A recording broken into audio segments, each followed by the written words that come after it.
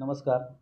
मी प्रसाद करंदीकर, महाराष्ट्र लोकाधिकार समितीचा अध्यक्ष या नात्याने माझ्याबरोबर रत्नागिरी जिल्हाध्यक्ष अनंत शिंदे, मुन्ना साळवी, मोहसिन खटीक आणि सर्वच कार्यकर्ते आज आम्ही निबंधकांना DDR ऑफिसला राजापूर अर्बन कोऑपरेटिव्ह बँक शाखा रत्नागिरी यांच्या बाबतीत सुनावण्या ज्या चालू आहेत आणि त्यांच्याकडून जो काही चुकीच्या पद्धतीने अनियमित कारभार झालेला आहे, चुकीच्या पद्धतीने कारभार झालेला आहे.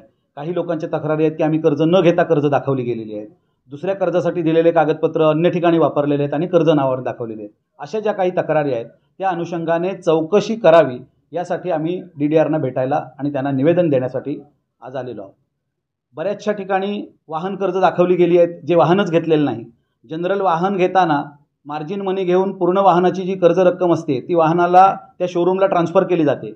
इथे अनेक वाहन कर्ज आत्ता अशा नोटीस आहेत की वाहनच दिलेलं नाही आहे. 20-20 लाखाची फॉर्च्युनरसुद्धा कोणाच्या तरी नावाने दाखवलेली आहे. ज्या माणसाला गाडी चालवता येत नाही, गाडीचं लायसन नाही, जो माणूसच आत्ता मयत पावलेला आहे, आत्महत्या केलेली आहे, त्या माणसाच्या नावाने 20 लाख रुपये फॉर्च्युनरसाठीचं कर्ज दिसतंय. काही लोकांना 5.5 लाख रुपये कर्ज दाखवलं आहे, 5,80,000 दाखवलं. हे वाहन कर्ज म्हणून दाखवलं आहे, रँडमली वाहन कर्ज दाखवलं आहे. मग कुठचं वाहन होतं? त्या वाहनाला तुम्ही त्या शोरूमला ट्रान्सफर केले का? ते पैसे ते ट्रान्सफर केले असतील तर त्याच्यावर बोजा चढवला का? ह्या अशा कितीतरी गोष्टी आहेत, म्हणजे टेक्निकली असणाऱ्या गोष्टी आहेत. कुठचाही खुलासा देत नाहीत. मागितला तर बँक द्यायला नाकारते. ह्याबाबतचे कागदपत्र मागून सुद्धा कर्जदाराने आम्हाला याचे पर्टिक्युलर्स द्या, स्टेटमेंट द्या, पैसे कोणाला ट्रान्सफर केले, त्याचा DDचा नंबर काय असेल तो द्या, कुठच्या शोरूमला दिले ते सांगा. अद्यापपर्यंत बँकेकडून कुठचंही सहकार्य झालेलं नाही.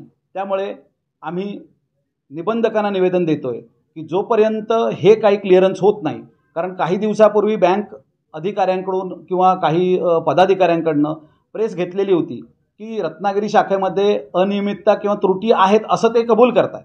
मग जर असतील तर कुणी केल्या आणि किती किती लोकांच्या बाबतीत केल्या ह्याचासुद्धा क्लिअरन्स तुम्ही देणं गरजेचं आहे. अशी शक्यता आहे की ज्यांच्या बाबतीत ह्या त्रुटी आहेत, ज्यांच्या बाबतीत हा बँकेच्या कर्मचाऱ्यांकडनं अनियमित कारभार झालेला आहेत, त्यांचेच 101 दाखले मागण्यासाठी तुम्ही निबंधकाकडे अर्ज केला आहे अशी आम्हाला शंका आहे. मग जोपर्यंत तुम्ही हे क्लिअर करत नाही तोपर्यंत 101च्या सुनावण्या करू नका आणि जोपर्यंत हे पूर्ण कागदपत्र देत नाही तोपर्यंत तुमच्याकडे म्हणणं देणंसुद्धा कायदेशीरदृष्ट्या अडचणीचं होणार आहे.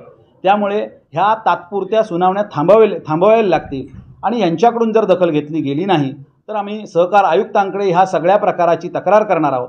प्रत्येकाची तक्रार आहे. काही फौजदारी पात्र प्रकरणं आहेत ज्याच्यात फौजदारी केसेस होऊ शकतात, पण त्याचे कागदपत्र पुरेसे न मिळाल्यामुळे फौजदाऱ्या प्रलंबित आहेत. कागदपत्र बँकेने दिले नाही दिले तर आम्ही आयुक्तांकडे जाणार, बँकेचे कागदपत्र जे काय असतील ते द्यायला लावणार, नसतील तर नाही तसा शेरा मारून आम्हाला द्या, आम्ही फौजदाऱ्या दाखल करणार. ह्या स्टेजपर्यंत रत्नागिरीतली परिस्थिती आहे.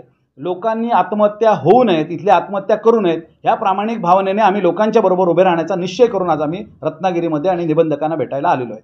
निबंधकांकडून आणि बँक प्रशासनाकडून आपल्याला सहकार्याची भूमिका किंवा लोकांना सुरक्षिततेच्या दृष्टिकोनातून कोणतंही पाऊल उचललं गेलं नाही तर आम्ही संघटना म्हणून आंदोलन करू, पण वेळप्रसंगी रस्त्यावर येऊ, पण लोकांच्या बरोबर ह्या लढ्यासाठी आम्ही कायमस्वरूपी लोकांच्या बरोबर उभे राहणार आहोत.